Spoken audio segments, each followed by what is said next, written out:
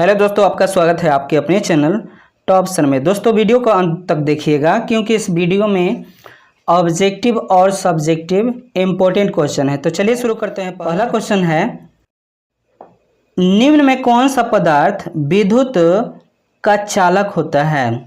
तो इसका आंसर हो जाएगा बी, ग्रेफाइट होता है। ठीक है, इसका आंसर हो जाएगा बी, ग्रेफाइट। और दोस्तों हीरा जो है क्या है, विद्युत का क्या है, ये चालक नहीं है बल्कि ये सबसे कठोर पदार्थ है। ठीक है, सल्फर को गंधक कहा जाता है और इसकी परमाणु संख्या कितनी है? 16 है। और फास्फोरस की है 15। और इस फास्फोरस का उपयोग हम लोग किस में करते हैं? और ये लाल फास्फोरस का उपयोग हम लोग विष के रूप में करते हैं। ठीक है ना। चलिए अगला क्वेश्चन जो है, पीएच मान 7 से कम किस घोल का होता है? पीएच मान 7 से कम किस घोल का होता है? तो इसका आंसर हो जाएगा बी, HCl। HCl का पीएच मान 7 से कम होता है, जिसको बोलते हैं हाइड्रोक्लोरिक अम्ल। ठीक है, चलिए अगला क्वेश्चन जो है, चूना में दोस्तों, चूना पानी में CO2 गैस मिलाने पर क्या बनता है? तो इसका आंसर हो जाएगा 3 का आंसर हो जाएगा ए, कैल्शियम कार्बोनेट बनता है। इसका आंसर हो जाएगा ए। अगला क्वेश्चन, अम्ल जल में घुलने पर क्या निकलता है? अम्ल जल में घुलता है तो क्या होता है? तो इसका आंसर हो जाएगा ए, ऊष्मा निकलता है। अगला क्वेश्चन जो है, धातुओं का कौन सा गुण है? धातुओं का कौन सा गुण है? तो इसका आंसर हो जाएगा बी, तन्य और आघात वर्धनीय है। ठीक है ना, ये धातुओं का गुण है। चलिए अगला क्वेश्चन, पानी का विद्युत अपघटन करने पर कौन सी गैस अधिक मात्रा में निकलती है? 6ठा नंबर क्वेश्चन है, पानी का विद्युत अपघटन करने पर कौन सी गैस अधिक मात्रा में निकलती है? तो इसका आंसर हो जाएगा बी, हाइड्रोजन अधिक मात्रा में निकलेगा। चलिए अगला क्वेश्चन जो है, कौन सा लवण क्षारीय प्रकृति का है? कौन सा लवण क्षारीय प्रकृति का है? तो इसका आंसर हो जाएगा बी, क्या है, सोडियम कार्बोनेट होता है। ठीक ना, इसका आंसर हो जाएगा बी, सोडियम डाइकार्बोनेट। चलिए अगला क्वेश्चन जो है, धातु अम्ल के साथ अभिक्रिया करके कौन सा गैस निकालती है? तो 8 का आंसर हो जाएगा बी, हाइड्रोजन निकालती है। चलिए अगला क्वेश्चन जो है, साबुन का घोल किस प्रकृति का होता है? तो साबुन का घोल आप सभी को पता होता है कि क्षारीय होता है। इसका आंसर हो जाएगा बी। चलिए अगला क्वेश्चन जो है, कौन सा यौगिक पानी में घुलने पर अम्लीय घोल बनाता है? तो इसका आंसर हो जाएगा सी, HCl। चलिए अगला क्वेश्चन जो है, किस धातु का उपयोग विद्युत तार बनाने में किया जाता है?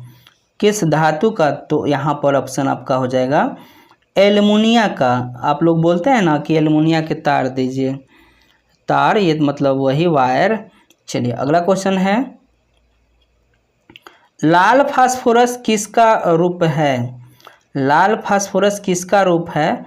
तो इसका आंसर हो जाएगा सी, ये फास्फोरस का ही अपरूप है। ठीक है ना, लाल फास्फोरस, सफ़ेद फास्फोरस, ये सब क्या है, ये फास्फोरस का ही अपरूप है। ठीक, अगला क्वेश्चन जो है, फेफड़ों में कौन सी गैस पहुंचने पर विषाक्त प्रभाव डालती है? तो 13 का आंसर हो जाएगा सी, कार्बन मोनोऑक्साइड, कार्बन मोनोऑक्साइड, ठीक है। अगला क्वेश्चन जो है, साबुन के अणु का कौन सा भाग जल में घुलता है? तो 14 का आंसर हो जाएगा सी हाइड्रोफिलिक भाग क्या है, जल में घुलता है। अगला क्वेश्चन जो है, पीतल किस धातु का मिश्र धातु है? पीतल किसका मिश्र धातु है? तो इसका आंसर हो जाएगा बी, तांबा और जस्ता का आंसर हो जाएगा बी। चलिए अगला क्वेश्चन जो है, हवा में सर्वाधिक कौन सी गैस है? तो हवा में सबसे अधिक कौन सी गैस है? तो आप सभी को पता है कि हवा में क्या है, नाइट्रोजन 78% होता है, जबकि ऑक्सीजन 21%, कार्बन डाइऑक्साइड 0.03% होता है, और हाइड्रोजन ये भी 0 से कम में ही होता है। चलिए अगला क्वेश्चन जो है, लिटमस का रंग अम्ल में कैसा हो जाता है? तो 17 का आंसर हो जाएगा, इसका आंसर हो जाएगा बी। अम्ल क्या करता है, लिटमस को क्या रंग अम्ल क्या करता है? तो वो लाल में बदल देता है। लिटमस का रंग अम्ल क्या है, लाल में बदल देता है, इसका आंसर हो जाएगा बी। चलिए अगला क्वेश्चन जो है, एसिटिक अम्ल का रासायनिक सूत्र क्या है? तो इसका आंसर हो जाएगा बी, CH3COOH, इसका आंसर हो जाएगा बी। चलिए अगला क्वेश्चन जो है, साबुन से मैल हटाने की प्रक्रिया को क्या कहते हैं?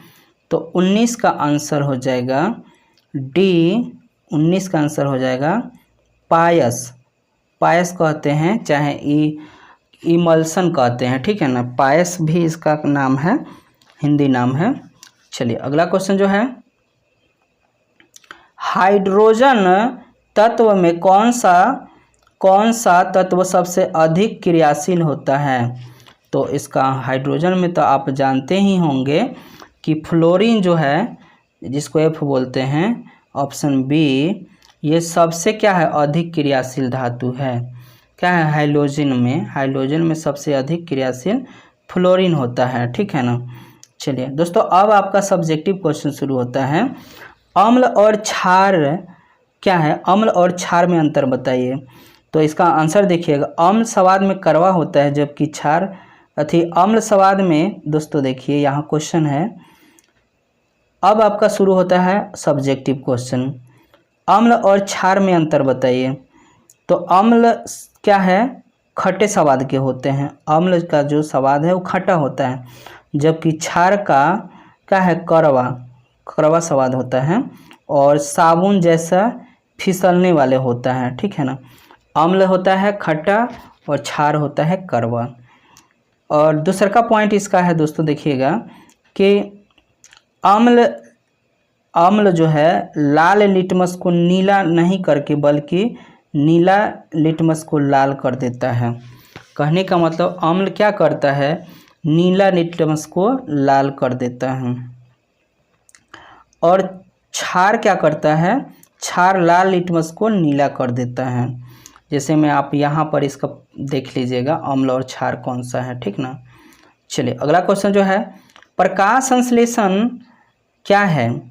तो हरी पत्तियों वाले पौधे सूर्य के प्रकाश की ऊर्जा की उपस्थिति में कार्बन डाइऑक्साइड और पानी से क्रिया और ऑक्सीजन का निर्माण करता है, इस प्रक्रिया को प्रकाश संश्लेषण कहते हैं। कहने का मतलब है दोस्तों कि हरी पेड़ पौधियाँ जो है प्रकाश की उपस्थिति में अपना भोजन बनाती है, इसी को बोलेंगे, ठीक है। आप देख लिए कि क्या क्या भोजन बनाने के लिए चाहिए। अगला क्वेश्चन जो है, ओम के नियम को लिखिए। तो किसी चालक में प्रवाहित धारा उस पर लगाए गए विभवांतर के समानुपाती होता है यदि तापमान स्थिर रहे तब, इसी को ओम के नियम कहते हैं, ठीक है। चलिए अगला क्वेश्चन जो है, बिजली का हीटर और गीजर तार क्यों गर्म हो जाता है? तो इसका आंसर है क्योंकि जब धारा चालक से गुजरती है तो उसमें प्रभाव उत्पन्न होता है, इसी कारण है कि वो गर्म हो जाता है। ठीक है, अगला क्वेश्चन जो है, रुधिर का थक्का जमना क्यों आवश्यक है? रुधिर जो है खून का थक्का जमना क्यों जरूरी है? तो देखिए, यदि रक्त का थक्का न जमना तो चोट लगने पर अत्यधिक रक्त बह जाता है और जीवित रहना कठिन हो जाता है। रक्त का थक्का बहाव रोक कर ही जीवन बचाया जा सकता है। कहने का मतलब दोस्तों है कि रुधिर का जो है थक्का बनना जरूरी है, क्योंकि जब भी आपका चोट लगेगा या किसी भी व्यक्ति का, तो वो रक्त थक्का बन जाएगा, जिसके कारण से खून शरीर से बाहर नहीं आएगा, जिससे जान बच जाएगी। ठीक है, अगला क्वेश्चन जो है, ध्वनि तरंग को यांत्रिक तरंग क्यों कहा जाता है? तो देखिएगा, क्योंकि ध्वनि को फैलने के लिए माध्यम की आवश्यकता होती है और इसमें कण का कंपन होता है, इसलिए यह यांत्रिक तरंग होता है। ठीक है, चलिए अगला क्वेश्चन जो है, रजोनिवृत्ति क्या होती है? मोनोपॉज बोलते हैं दोस्तों। तो स्त्रियों में एक निश्चित आयु, ठीक है, स्त्रियों में एक निश्चित आयु के बाद मासिक धर्म दोस्तों क्या होता है, बंद हो जाता है, ख़त्म हो जाता है। अब वो एज 45-50 के बीच में होता है, यानी अंतिम बार जो 40-50 साल की जो महिलाएं हैं उनमें मासिक धर्म बंद हो जाता है, तो उसको रजोनिवृत्ति कहते हैं, जिसको मोनोपॉज कहते हैं। ठीक है, चलिए अगला क्वेश्चन जो है, डीएनए की संरचना का वर्णन कीजिए। तो डीएनए की संरचना दोहरी कुंडली होती है। यह न्यूक्लियोटाइड से बनी होती है और इसमें 4 प्रकार के नाइट्रोजनी बेस होता है। पहला दोस्तों आप देखिएगा, एडेनिन हो गया, थाइमिन हो गया, ग्वानिन हो गया, साइटोसिन हो गया। यह आनुवांशिक लक्षणों को नियंत्रण करता है। चलिए अगला क्वेश्चन जो है, सूर्य से ऊर्जा पृथ्वी पर कैसे आती है? तो सूर्य से ऊर्जा विद्युत चुंबकीय तरंग के रूप में आती है, जिसे सौर विकिरण भी कहा जाता है। अगला क्वेश्चन जो है, ओजोन परत का महत्व बताइए। तो दोस्तों ओजोन परत के तो अनेकों महत्व है, बल्कि यहाँ पर जो है इम्पोर्टेंट देख लेते हैं। यह पराबैंगनी किरणों को रोकती है, जीवित प्राणियों को त्वचा कैंसर, नेत्र रोग और पौधे को नुकसान से बचाती है, और पृथ्वी पर जीवन की रक्षा करती है। ठीक है दोस्तों, वीडियो अच्छा लगा होगा तो कमेंट में बताइए।